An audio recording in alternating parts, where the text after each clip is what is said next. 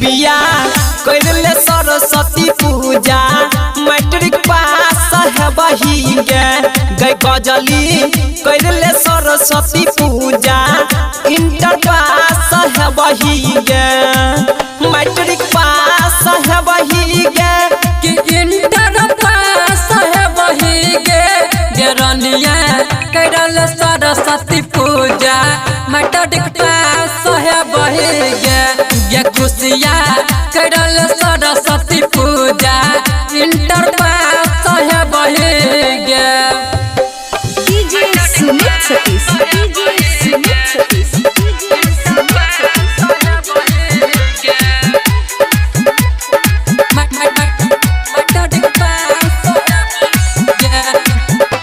तो पढ़ई लिखे में छही भूसकल मैया देतौ किस्मत खोल गे रनिया देतौ किस्मत खोल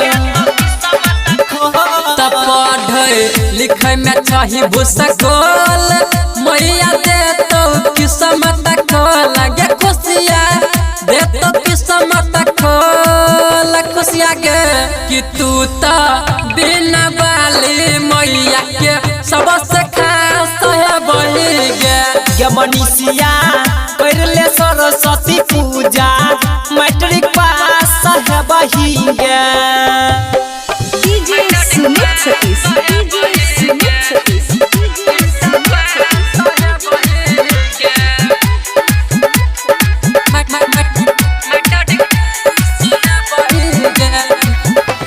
तो अभिमन्यु यादव के मैंने ले बात जाके कले पूजा पाठ के छौड़िया करले पूजा पाठ तरंजित रंगबाज के मैंने ले बात जाके करले पूजा पाठ गे जुलिया